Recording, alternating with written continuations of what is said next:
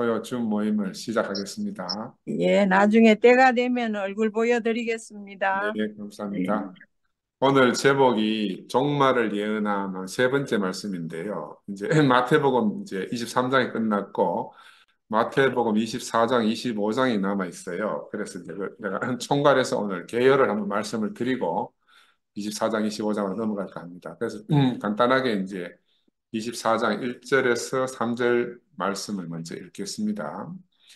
예수께서 성전에서 나와서 가실 때에 제자들이 성전 건물들을 가리켜 보이려고 나오니 대답하여 이르시되 너희가 이 모든 것을 보지 못하느냐 내가 진실로 너희에게 이르노니 돌 하나도 돌 위에 남지 않고 다 무너뜨려지리라.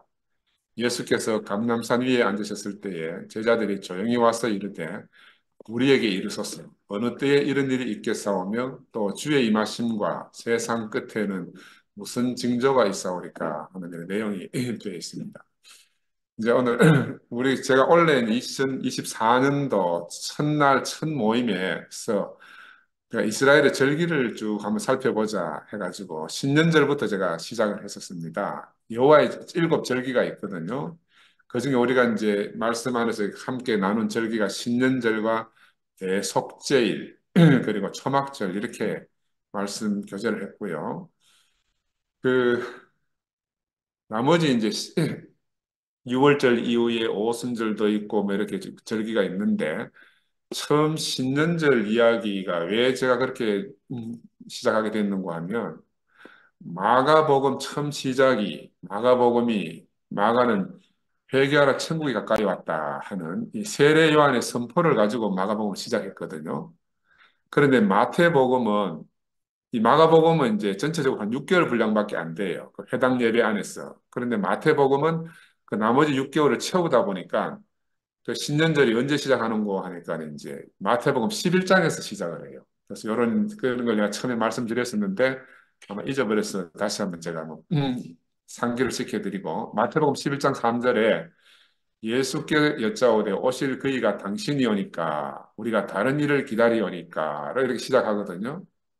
거기에 대해서 예수가 대답하기를 맹인이 보며 못 걷는 사람이 걸으며 나병 환자가 깨끗함을 받으며 못 듣는 자가 들으며 죽은 자가 살아나며 가난한 자에게 복음이 전파된다 하라 하는 장면으로 이 마태복음의 신년절의 내용이 나와요. 그래서 이런 것들을 우리가 그냥 성경이 배열이 단순하게 예수의 전기가 아니다 하는 걸 제가 말씀을 그때 한번 드렸었습니다. 그래서 이제 신년절로부터 시작해서 이제 초막절을 지나고 이제 오늘 드디어 이제 마태복음 19장에서 23장은 신년절과 유월절 사이에 그 상당히 많은 기간, 한 18주에서 한 23주간의 빈 안식일이 있는데 그 기간을 갖다가 이제 예수님의 어떤 말씀들로 쭉 채우게 됐습니다. 그래서 그 예수님이 십자가로 올라가기 전에 그 예행의 과정을 이렇게 이제 내용이 쭉 나와 있었던 걸 같이 교제를 했거든요. 이걸 예수의 순환 여행이다 이렇게 말하기도 하고 그걸 통해서 이제 마태는 무엇을 말하고 있는가 하면 그 당시에 이제 유대교 안에도 많은 신자들이 들어오고 그리스도교 안에도 신자들이 많이 들어왔는데 이 사람들을 갖다가 이제 전혀 예수에 대해 생소하니까 이제 그들에게 예수를 소개하는 그런 이제 우리 요즘 말로 말하면 이제 교리 문답, 그 학습 세례 뭐 이런 거 학습과 세례 받을 때 문답하는 이런 내용들을 갖다가 쭉 담아놨다고 제가 말씀을 한번 드린 적이 있습니다. 그리고 그들 공동체 안에서 사람들하고 살다 보니까 우리도 마찬가지잖아요. 지금 투표엠 안에서 형제들하고 살다 보면 이런저런 부딪힘이 있단 말입니다. 그런 부대낌 안에서 그들 서로에게 가져야 될 윤리적 문제 이런 것들을 우리가 이제 19장에서 23장을 거치면서 예수님의 말씀을 빌어서 내용을 한번 살펴봤어요.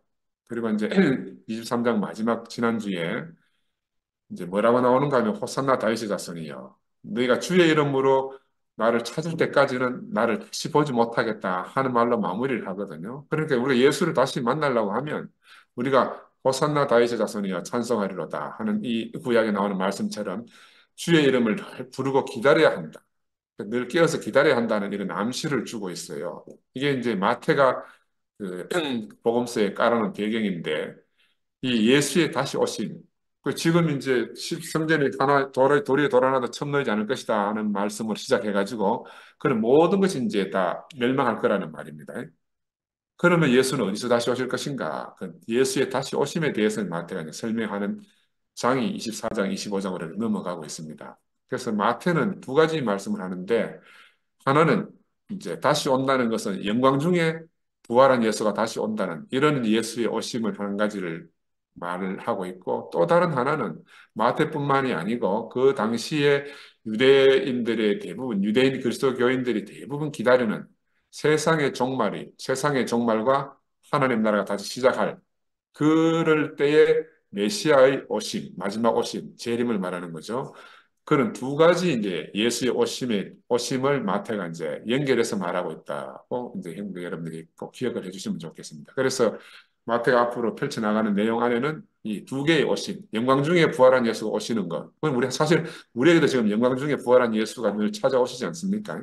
이런 임재 하나 하고 장차 세상의 마지막 날에 예수가 오실 그 마지막 오심에 대해서 이제 두 가지를 함축해서 앞으로 말하게 된다. 그래서 이제 마가복음의 진행 순서를 따르는 이 마태복음은 어떻게 되어 있는가 하면 그 당시에 예수 당시에 유대교 회당 예배가 있지 않습니까? 회당 예배를 드리면 신년부터 연말까지 쭉 그 토라를 읽고 이제 내 강독을 하거든요. 그래서 이제 그 6월절에 읽는 토라의 내용이 있단 말입니다. 6월절 날 그 어린 자기들이 출애굽해서 어떻게 이제 애굽에서 나왔는가 하는 6월절을 기념하는 그 당시에 토라의 내용이 있는데 그 토라의 내용, 6월절 토라의 내용과 지금 자기 앞에 왔다가 십자가에 못 박혀 죽으신 이 예수와 어떻게 하면 부합시켜서 연결시킬까 하는 게 이제 마가는 마태 이 사복음서의 저자들의 관심사였고 그래서 그런 것들을 6월절과 연결해서 이제 우리에게 예수의 죽음과 부활에 관한 이야기를 해주고 있다. 이걸 꼭 기억해야 됩니다. 그래서 이게 이제 뒤로 밀려서 나오다 보니까 어떤 사람들은 예수의 탄생부터 죽음까지 이게 그냥 예수의 전기처럼 이렇게 자꾸 생각하는데 그렇지 않다 하는 것을 제가 말씀을 드립니다. 그래서 다시 한번 이제 우리가 숲 속에서 예수가 말씀하신 내용을 자세히 보던 그런 시각에서 다시 우리가 숲을 벗어나는 겁니다. 숲을 벗어나서 요즘 드론을 타고 공중에 올라가서 산도 보고 들도 보고 강도 보고 이렇게 전체를 한눈에 조망하는 시각으로 우리 사복음서에 대한 새로운 우리가 관점을 한번 살펴봤으면 합니다. 그래서 저와 더불어서 우리 형제님들이 그동안 우리가 어떻게 보면 우물한 개구리처럼 살았거든요. 편협하게 갇혀 지냈고. 그래서 우리 어떤 이 편협한 좁은 시각을 새롭게 열어가지고 이 공간복음서라고 말하는 사복음서들이 예수 당시에 그 예수의 삶과 죽음을 목격했던 목격자들의 직접적인 증언이나 아니면 어떤 역사서, 전기서라고 이렇게 보기보다는 이들 이제 공동체 유대교 그리스도인들이 지금 그들 입장이 어떤 거냐면 유대교에서 막 떨어져 나왔어요. 그다 이 사람들은 다 그 전에 예수 만나기 전에는 다 유대교를 믿었는데 이제 예수를 통해서 유대교에서 막 분리해서 나온 그리스도교인들이거든요. 그러니까 이 사람들이 자기들이 만난 예수, 그 예수가 간 그 길을 갖다가 어떻게 하면 우리가 예수의 길을 온전하게 따를 것인가 하는 그런 입장에서 그 예수의 영에 이끌려가지고 그 예수의 어떤 그 내용을 지혜롭게 기록한 문서들이다. 그러니까 단순한 전기 형식으로 기록해 놓은 것이 아니다 하는 것을 꼭 기억해 주시면 좋겠다. 그래서 매주 이 회당 예배에서 낭독하는 구약 성서의 본문들에 대응해가지고 예수와 관련된 독창적인 예배 문서를 만드는 거예요. 그래서 그들 자신들도 보고 그들 후손들에게도 전하고 또 한편으로는 새롭게 그리스도에 입교하는 많은 새 신자들을 위해서 이 복음서들을 만들었다 하는 관점을 가지고 좀 완전히 새로운 시각이거든요. 이런 시각으로 보면 우리가 예수를 이해하는데 훨씬 더 많은 도움이 될 수 있습니다. 그래서 이제 23장까지 우리가 예수의 마지막 순환 여행을 다 마쳤습니다. 그러면 순환 여행이 마치면 뭐예요? 이제는 구체적으로 십자가를 받아러 가야 되는 십자가의 어떤 그 죽음이 서서히 이제 시야에 들어오게 되는 겁니다. 한 일주일 정도 남았으니까. 마태는 그래서 자신의 이야기를 갖다가 드디어 유월절을 향하여서 이제 전개해 가고 있습니다. 이제 드디어 클라이막스를 간다 이렇게 볼 수 있습니다. 이 6월절 이야기가 이 마태 드라마, 마태복음의 마지막 클라이막스를 할 수가 있어요. 그래서 이 6월절 전통적인 예배에서는 유대교의 탄생 이야기를 들려주는 거 아닙니까? 그 출애굽할 때에 이 사람들 어린 양고기와 어린 양들과 무교병을 갖다가 먹고 급히 먹고 각 집에 모여서 죽음이 자기들한테 다 지나가도록 한 다음에 출애굽하는 그런 역사를 이제 후손들에게 알려주는 거거든요. 유월절 이야기는. 그럼 이 유월절 이야기를 갖다가 그 유월절로 끝나는 이거 회당 예배에서는 유월절을 기념하는 낭독하는 문서가 있단 말입니다. 근데 마태는 이것을 자기들이 유대교의 탄생을 구약성서 토라에서 말하지만 마태는 이것을 가지고 와서 그리스도의 탄생과 연결시키고 싶은 거라. 그래서 마태복음 26장에 보면 성만찬 전례를 이렇게 성 넘어가게 돼요. 24장, 25장을 넘어가면서 어떻게 시작하는고 하면 6월절 이야기가 시작되는데 예수께서 이 말씀을 다 마치시고 제자들에게 이르시되 너희가 아는 바와 같이 이틀이 지나면 6월절이다. 이렇게 하는데요.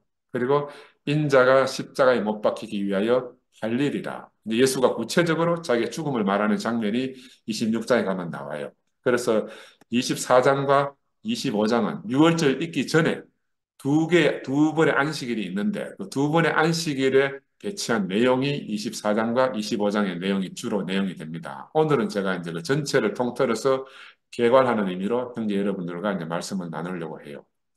그래서 이 유대교 회당 예배에서 처음에 안식일 날 읽는 토라, 모세오경을 읽기 시작하잖아요. 새해 첫해 항상 새롭게 시작하거든.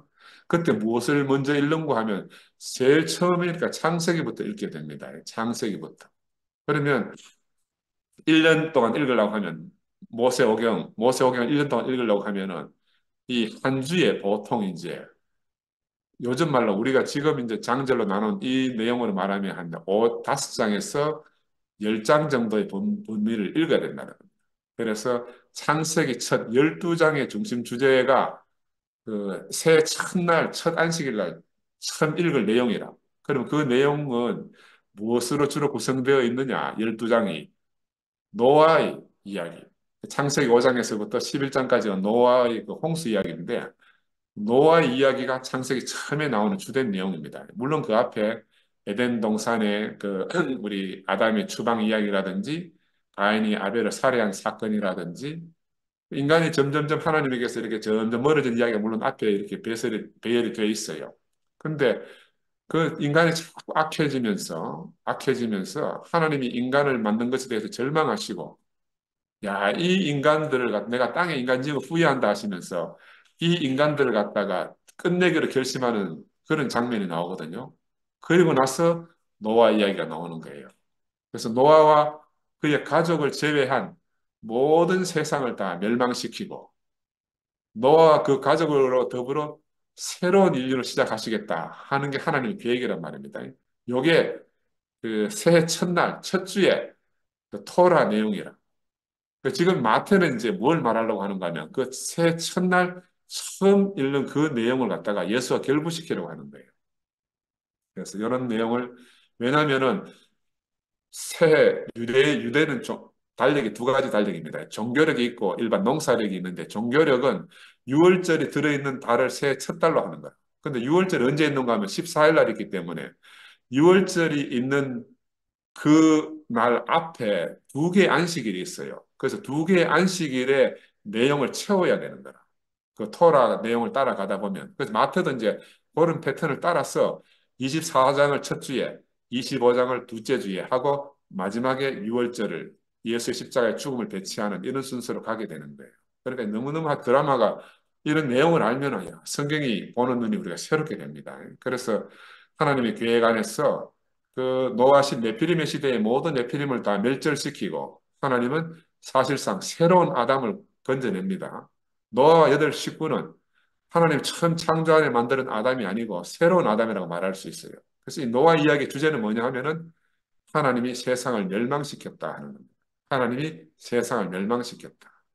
그런 시각에서 우리가 다시 보면 마태복음 24장에 보면은 하나님이 세상에 종말을 일으키는 이야기가 전체가 나오는 거예요. 이게 너무너무 놀라운 연결입니다. 그리고 이 내용을 갖다가 우리 요한계시록을 갖다가 이제 묵시록이라고 이렇게 말하잖아요. 근데 이 요한계시록과 구별하기 위해서 마태복음 24장을 갖다가 소묵시록이라고 합니다. 세상의 종말을 나타내고 있기 때문에. 그래서 흔히 이제 세상 종말을 예언하는 사람들이 늘 상습적이라고 늘 의존하는 성서 구절 중에 하나가 마태복음 24장이다. 세상의 종말을 이야기할 때. 그래서 오늘 내가 본문 내용은 읽어드리지 않았지만 그 마태복음 24장에 최후의 멸망 이미지가 어떻게 기록되어 있는가 보면은 너무너무 생생해요. 여기에 도리에 돌아나도 첨 놓이지 않을 것이다. 성전이 무너질 것이다. 전쟁이 일어난 소식과 전쟁이 일어나려는 소문을 너희가 들을 것이다. 그런 내용들이 쭉 나오고 그런데 이 모든 것은 하나님의 약속함으로 딱 마무리가 돼요. 끝까지 견디는 사람은 구원을 얻을 것이다. 아멘. 이게 이제 마태가 가까이 오고 있다고 외쳤던 세상의 종말에 대한 암울한 묘사이기도 하지만 또한 한편으로는 하나님의 약속이 있다는 걸 상기시켜 주는 겁니다. 그래서 마태는 그 뒤에 뭐라고 하나 예수님이 말하게 하는데 어떻게 말을 하는가 하면 노아의 때와 같이 인자가 올 때도 그러할 것이다. 홍수 이전 시대에 노아가 방주에 들어가는 날까지 사람들은 먹고 마시며 장가가고 시집가며 지냈다. 홍수가 나서 그들을 모두 휩쓸어 가기까지. 그들은 아무것도 알지 못했다. 이런 내용들이 쭉 나오거든요. 인자가 올 때도 그러할 것이다 하는 이런 내용이 마태복음 24장 37절 39절의 내용입니다. 그리고 이게 아까 말씀드린 대로 창세기 처음 그 새해 첫날에 읽는 창세기 노아 이야기하고 지금 마태복음 24장의 노아 이야기하고 딱 맞아 떨어지는 거라. 이게 너무너무 신기하잖아요. 그래서 노아의 홍수 이야기는 그 이스라엘 백성들이 지키는 새해 첫 번째 안식일을 위한 그런 이야기인데 이게 바로 마태복음의 24장에 나오는 본문의 말씀이다. 그래서 이 마태복음 복음서 내용은 바로 그 회당에서 그들이 이 예배를 드리는 형식을 따라가면서 계속해서 예수의 어떠함을 대입시켜서 말하고 있는 겁니다. 그러니까 우리가 이런 마태의 어떤 의도, 마태가 지금 그 유대교와 대응해서 상응해서 예수에 대해서 무엇을 말하려고 하는 이 진리를 우리가 파악하게 되면 더욱더 예수에 대한 이야기가 우리에게 많은 것들을 생각나게 할 겁니다. 그래서 이 당시 그 세대 유대인들은 이미 지금 마태복음이 70년대, 80년대, 그 주후 80년대 쓰여졌으니까 예루살렘이 함락된 것을 그들의 눈으로 방금 10년 전에 본 거예요. 70년대에 완전히 예루살렘 성이 완전히 멸망했으니까 그들이 종말을 갖다가 세상의 종말을 눈으로 봤고 그 당시에 그들이 볼 때는 그게 바로 세상의 종말이었어요. 로마 군병들이 들어와서 지성소까지 완벽하게 다 파괴해 버리니까 자기들은 지성소는 인간이 파괴할 수 없다고 생각했거든. 근데 로마 군병의 말바꿈이 지성소까지 깔끔하게 다 정리하는 걸 보면서 그들은 더 이상 기대할 것이 없는 그런 종말을 본 거거든요. 그래서 야, 이런 로마에 의한 대규모 유대인 박해가 또 나중에 이런 전쟁 뒤에도 한참 뒤에까지 계속 이어지고 있기 때문에 그들은 바로 이 종말적 상황 안에 놓여 있는 그들이다. 그런데 그런 일을 겪으면서 또 정통파 유대인과 이 예수 추종자들 사이에서 그들이 함께 고통을 겪었는데, 함께 고통을 겪었는데, 자기들 입장에서는, 야, 우리는 유대인이 아니다. 라고 항변할 수 있잖아요. 근데 로마인들 눈에는 다 유대인이라. 그러니까 유대인인지 그리스도교인인지 구분이 없어요. 그냥 다 함께 핍박을 받는 그런 시절이었거든요. 그래서 마태는 이 그 이스라엘 예루살렘 성전이 함락되고 멸망되는 이 사건이 너무너무 중요하기 때문에 이 중요성을 너무 잘 알고 있기 때문에 이것을 세상의 묵시론적 종말로 묘사를 하고 있습니다. 그래서 바로 그 전쟁 트라우마를 사용해서 세상의 종말이 오면 이렇게 될 것이다 하는 것을 말하고 있는 거예요. 그리고 마태에게 당면한 이것은 있잖아요. 예수 이후에 지나간 모든 것에 대한 심판이다. 심판. 동시에 이제 세상에 이렇게 완전하게 멸망이 완전하게 이루어지면 그건 마침내 새로운 하나님 나라의 탄생과 연결되는 그는 전주곡이다. 그러니까 한편으로는 멸망이지만, 한편으로는 심판이고 멸망이지만, 또 다른 한편에서는 새로운 하나님 나라가 탄생할 것이다 하는 희망의 전주곡으로 마태는 이걸 보고 있는 거라.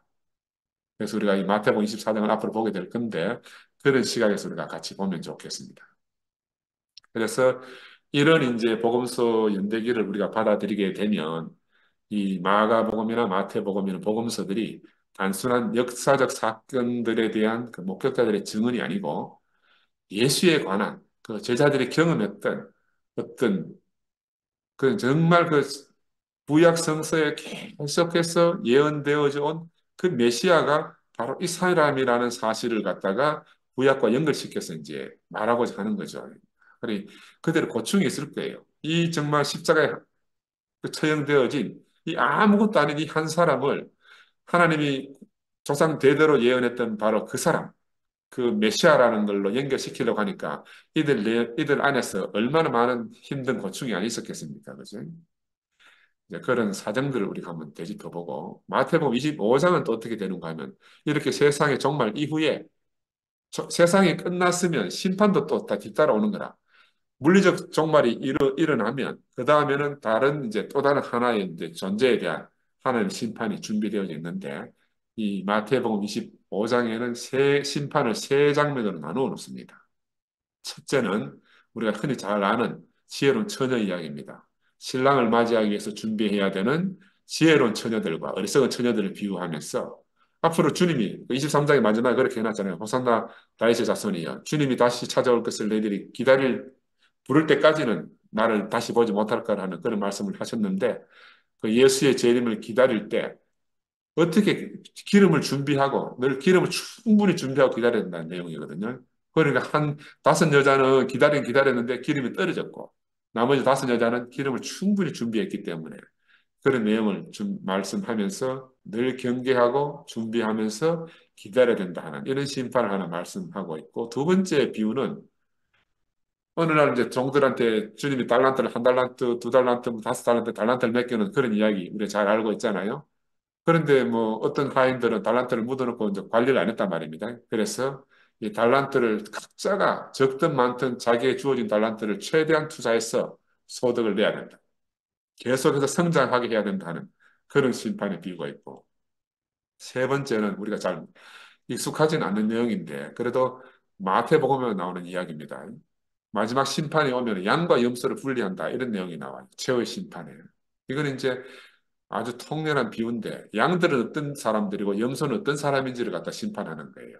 그래서 이 간단하게 살펴보면은 그 당시 사람들은 거룩함이라는 걸 어떻게 생각하는가 하면 언제나 일상 속에서 거룩함은 따로 특별하게 그 산 속에 간다든지 어떤 뭐 재단 속에 간다든지 이런 데 있는 게 아니고 거룩하다 하는 것은 항상 우리 일상 속에 있다. 일상 속에 있다.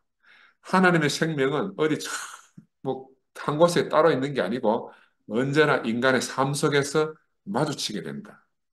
그래서 사실 우리가 이렇게 이런 삶을 우리가 지금 살고 있지 않습니까? 일상 속에서 우리 하나님을 발견하고 일상의 우리 삶 속에서 하나님의 생명을 우리가 늘 만나게 되지 않습니까?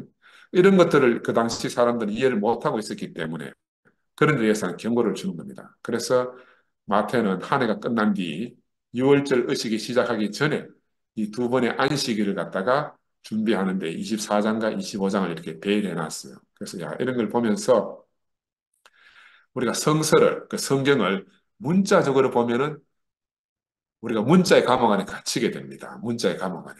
그래서 이 문자적으로 보지 않고 그 뒤에 깔려져 있는 의미를 깨닫고 마태 성경 저자들이 말하고자 하는 진짜 의미를 발견해 가는 거. 그걸 갖다가 이제 미드라시 용법이라 그래요. 그 유대인들이 전통적으로 성경을 해석하는 그 용법이 있습니다.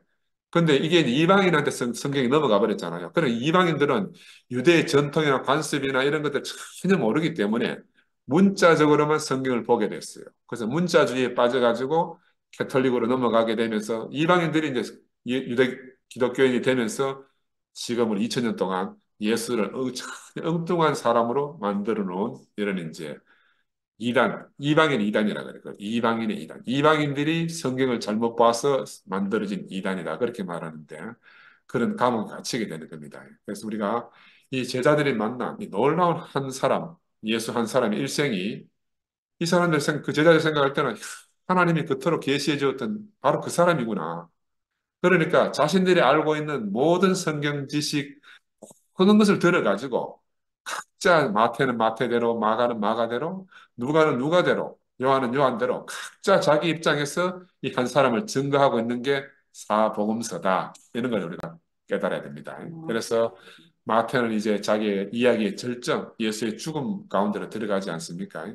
바로 예수의 십자가에 못 박혀 죽으심은 예수의 삶의 절정이라고 말씀드릴 수가 있습니다.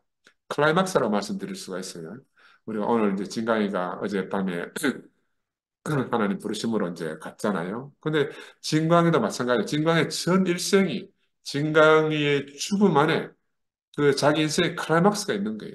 그 진광이 안에서 하나님이 어떻게 인도하시고 이끌어내시고 그 한 사람 진광이를 통해서 주변에 얼마나 많은 영향을 미치고 빛의 삶을 살다가 갔는지 우리 형제들이 다 봤지 않습니까? 우리 뭐 근원이 이모도 있는데 근원이도 마찬가지잖아요. 어떻게 보면 정말 가난하고 불쌍하고 힘들고 아무것도 아닌 한 사람인데 바로 하나님의 생명은 그런 사람들을 통해서 우리에게 열려지고 또 그런 사람을 통해서 우리에게 나타나신다는 거라.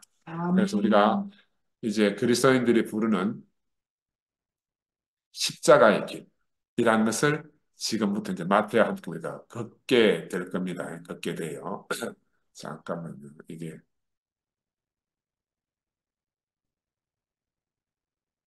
내용이 또 내가 보다가 사라져가지고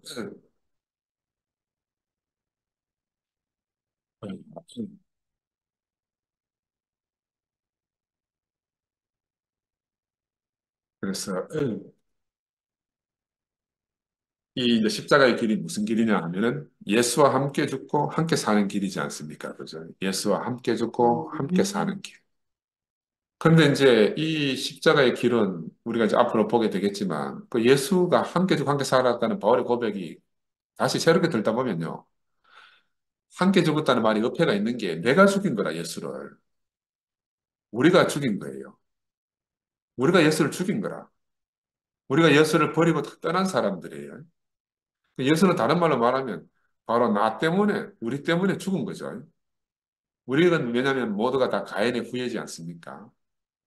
이 일이 지금도 우리가 반복하고 있어요. 반복하고 있어요. 근데 내가 죽인 그 예수가 바로 나의 운명이라는 거야. 나의 운명. 왜 우리는 예수를 죽일 수밖에 없는가 하면 예수를 견딜 수가 없는 거예요. 예수가 있는 것이 내가 견딜 수가 없는 거라. 예수가 있으면 예수 존재 자체가 내게 심판이 되기 때문에 우리는 견딜 수가 없어서 어쩔 수 없이 그를 죽일 수밖에 없는 사람들이었어요. 그가 살아있는 한 나는 그 심판의 자를 피할 수가 없는 거야. 야, 그래서 우리 모두는 합심해서 예수를 죽였습니다. 근데 그 예수의 죽음, 그 예수의 종말이 무엇인가 하면 바로 우리 아담의 종말이다. 예수가 십자가에 못 박혀 죽으셨다 하는 것은 바로 우리 아담이 궁극적으로 어떤 사람인가가 다 드러난 것이고 아담이 거기서 함께 죽은 거예요. 나는 이 사실이 너무너무 중요하다고 생각이 들어요. 겉으로 보면은요, 예수는 죽임 당했습니다. 또 겉으로 보면 우리는 예수를 죽이는 자들로 다 드러났습니다. 근데 궁극적으로는 예수와 함께 우리 모두의 종말이라는 거예요. 예수도 죽고 우리도 다 함께 죽는 그런 우리 모두의 종말로 끝난다는 거죠. 그래서 이 사실이 이제 밝히 드러나면 예수의 십자가 안에서 나는 그를 죽인 자고 그는 나로 인해서 죽었지만 바로 그것이 우리 아담의 종말이었고 우리 모두의 종말이라는 사실이 딱 드러나게 되면 우리는 우리가 누구라고 주장할 아무것도 없다는 겁니다. 우리가 우리를 뭐라고 주장할 것이 없다는 거예요. 내가 누구인지 폭로되고 나면. 그 사실이 깊이 깨달아지면요. 그때부터 그 예수의 은혜, 하나님의 은혜가 폭포수처럼 우리에게 흘러오는 겁니다. 그러면 내 안에서 감사의 눈물이 나고 감사가 넘치게 되는 거라. 그러면서 나오는 우리의 고백이 뭐냐 하면 내가 사나 죽으나 주의 것입니다. 이 간증이 우리가 절로 나오게 돼요. 왜? 우리 아담의 모든 실체가 예수 십자가에서 다 드러나 버렸기 때문에. 내 정체가 다 폭로되어져 버렸기 때문에. 그래서 내 평생의 간증은 나는 예수를 죽인 자라는 겁니다. 나는 이게 한마디로 말하라 하면 나는 예수를 죽인 사람입니다. 그래서 예수를 3번 부인하고 저주하면서 부인하고 나는 그를 모른다 하면서 떠날 수밖에 없던 그 수제자라고 말하는 그 베드로 안에 제가 있거든요. 또 다른 한편으로는 예수를 도저히 알 수 없으니까 은삼십냥에 팔아버린 바로 그 가룟 유다 안에 제가 있습니다. 가룟 유다 안에 제가 있어요. 저는 옛날 종교 생활할 때 나는 가룟 유다는 절대로 나하고 다른 사람이고 베드로는 절대로 나와 다른 사람이다. 나는 이렇게 나를 착각했던 사람이야. 나는 그 예수도 그렇게 알고 베드로도 그렇게 아는 거야. 내 생각대로 아는 거죠. 나는 가룟 유다와 다르고 베드로와 다르다. 나는 예수님이 오시면 절대적 환영하고 호산나 다윗의 자손이라고 노래 부를 사람이다. 이렇게 착각한 거야. 왜냐하면 나는 참 예수를 알 수 없는 사람이기 때문에. 우리가 어떻게 예수를 아는가 하면 십자가에 달려서 아무것도 할 수 없는 사람으로 하나님의 아들이지만 하나님도 외면해버린 그 사람의 실체를 딱 만나야 거기 가야 우리가 진짜 예수를 이제 발견하게 된다는 거죠. 그러니까 우리의 상상 속에서 만나는 예수는요, 전부 다 예수와 상관없는 사람이에요. 왜냐하면 우리가 한 번도 예수를 본 적도 없고, 우리가 한 번도 만난 적이 없었어요. 너무너무 낯설고, 너무 이해가 안 되는 존재이기 때문에 우리는 그를 버릴 수밖에 없고, 그를 죽일 수밖에 없는 거라. 우리의 일상 속에서 우리가 바로 늘 그런 주님을 우리가 만나서 부대낀다는 겁니다. 그죠? 근데 예수는 십자가에서 우리에게 뭘 암시하는가 하면 끝나지 않으면 시작이 없다는 거야. 끝나지 않으면 시작할 수가 없다. 그래서 우리는 예수 안에서 다시 나야 된다는 겁니다. 예수 안에서. 근데 옛 것으로는 다시 날 수 없으니까 니고데모가 찾아와서 물어볼 때 네가 거듭나야 된다 하니까 알아들을 수 없는 말이잖아요. 거듭나야 된다는 말이. 내가 아무리 좋아도 내가 가진 이 옛 생명 안에서는 예수를 위해 내가 살고자 하는 그 열심이라든지 그 모든 것들이 아무 쓸모가 없다는 겁니다. 그게 다 함께 십자가에서 처리되어져야 된다는 거죠. 이제 우리에게 남은 길은 예수의 길 안에서, 예수의 길 위에서, 그 십자가의 도 안에서 우리가 다시 시작할 수밖에 없고, 이제 우리 앞에 다가온 시간은 다시 시작하는 시간이라는 거죠. 우리가 예수와 함께 끝나고 새롭게 시작하는 시간이 우리 앞에 도래했습니다. 그래서 함께 끝나고 함께 살지 못하면 우리는 그리스도의 몸으로 살 수가 없어요. 아멘. 우리가 아무리 그리스도의 몸으로 살고 싶어도 우리가 옛 생명으로는 그리스도의 몸이 될 수가 없는 거라. 이옛 생명은 예수 십자가 안에서 함께 끝나지 않으면 이옛 생명이 처리가 안 되는 거라. 그래서 바울이 고백하듯이 내가 함께 죽고 함께 살았다 하는 고백이 우리의 고백이 되지 못하면 우리가 정말 예수 십자가 안에서 내가 무용하다. 아무것도 아니다. 어떻게 보면 백해무익하고 내 존재 자체가 모든 것을 해악이라는 게 드러나지 않으면 우리는 새롭게 다시 시작할 수가 없는 거예요. 소원해도 안 된다. 아무리 애원해도 안 된다. 그래서 우리는 그리스도 안에서 끝나고 그리스도 안에서 다시 사는 길. 바로 이 길을 예수가 십자가에 죽고 부활하시면서 그 새로운 생명, 새 생명을 주는 영으로 우리에게 찾아오셔서 우리 안에 내주하시면서 우리를 하여금 그리스도의 몸으로 살게 하셨지 않습니까? 그죠? 그럼 우리는 지금 옛 아담에서 내가 내다 하는 것을 주장할 수 있는 모든 자격이 다 끝났습니다. 다 박탈되어 버렸어요. 그래서 예수 안에서 하나로 살게 되고 우리는 더 이상 그리스도가 어디 있는지 찾지 않아도 되는 그런 세계 속에 도달했습니다. 더 이상 아무도 하나님을 알려 하지 않아도 되는 세계로 우리가 왔어요. 이제 모두가 그를 알고 누가 그를 누리는 세계 안으로 우리가 이제 인도받은 거라. 하나님이 그리스도 안에서 우리를 보존하실 것이 너무너무 명백하거든요. 너무 명백해요. 그래서 어떻게 우리가 이런 세계 안으로 우리가 지나왔는지 모르겠어요. 너무너무 감사하잖아요. 너무너무 감사해요.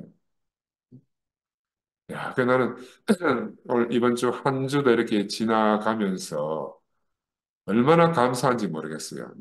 너무 감사하고 어떻게 인생을 이렇게 축복하셨는가 하나님이 응?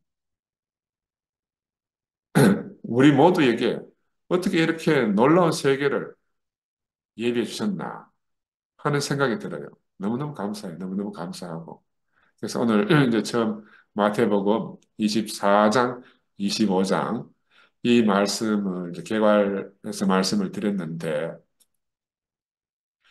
다시 이제 조금 앞에서 빠진 걸 말씀드려 보면은 이 이스라엘 백성들이 조상 때부터 지켜던 유월절 절기가 예수의 죽음과 결부시켜서 기록했다고 말씀드렸잖아요. 그래 이제 이 사람들은 유대교 신자이던 그들에게 유월절 어린 양과 예수를 동일시하도록 이런 생각이 늘 자기들 속에 맴돌았단 말입니다. 그러니까 우리는 어떤 생각이 듭니까? 우리도 오랫동안 바로 그런 생각, 이 제자들이 가지고 예수를 보면서 가지고 있던 그런 생각을 가지고 야, 2000년 전에 예수가 제자들이 준 감동이 우리가 지금 느끼고 있는 이런 동일한 감격이 아니겠나 하는 생각을 가지고 우리가 오랫동안 살아왔잖아요. 그죠? 그런데 예수가 십자가로 가면서 제자들의 모든 그 감격적이든 놀라운 현실적인 꿈을 예수가 십자가로 가면서 한 방에 다 날려버린 거라. 그, 뭐라 하노?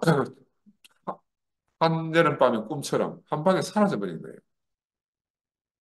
근데 마태와 이런 예수 제자들에게 그 허망한 그런 한여름밤의 꿈처럼 된 그것처럼 우리도 지금 그와 유사한 상황, 우리가 제자들과 똑같은 간격을 누리고 살다가 지금 십자가에 달린 예수 앞에서 제자들이 허망하게 빠진, 허망한 곳에 빠진 것처럼 우리도 바로 그런 유사한 상황에 빠지게 됐고.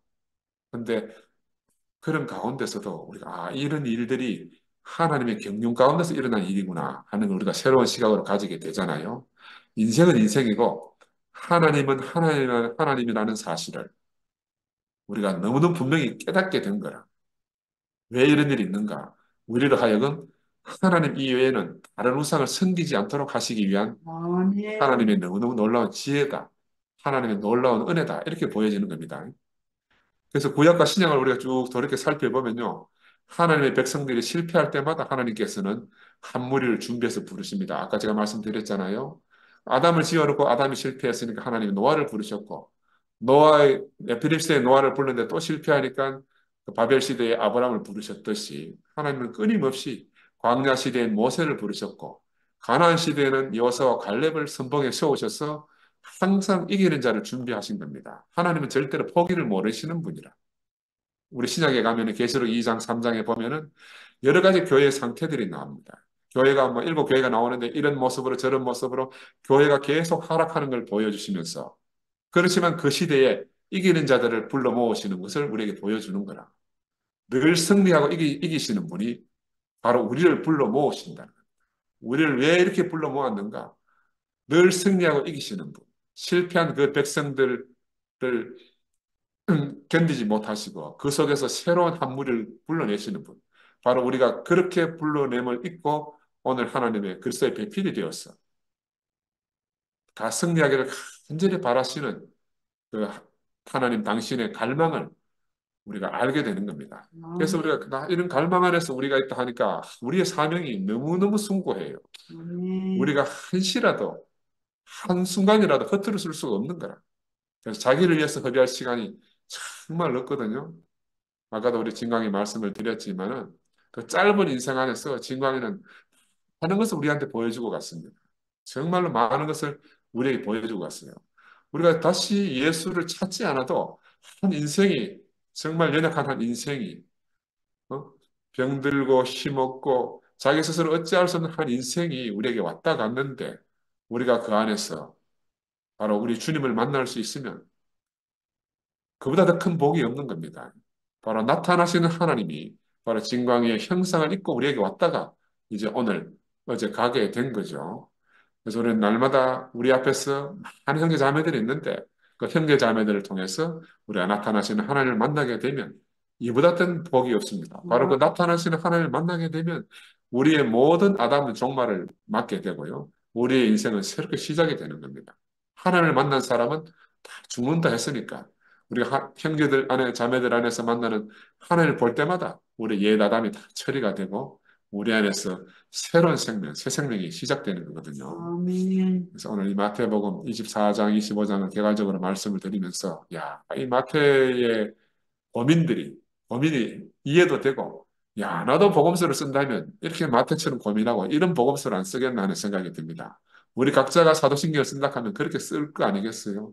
그러니까 2000년 전에 그 제자들의 삶을 우리가 전혀 불허할 필요도 없고 우리가 오늘을 살면서 오늘 이 시대에 하나님을 어떻게 살아내고 우리가 그리스도의 몸으로 살 것인가 하는 게 우리에게 주어진 큰 과제라고 생각이 됩니다. 그래서 우리 형제 여러분들도 다 많이 슬프시겠지만 우리가 슬픔을 이기고 항상 승리하는 주님의 품 안에서 우리가 날마다 승리의 노래를 부르는 그런 우리가 됐으면 합니다. 감사합니다. 아멘.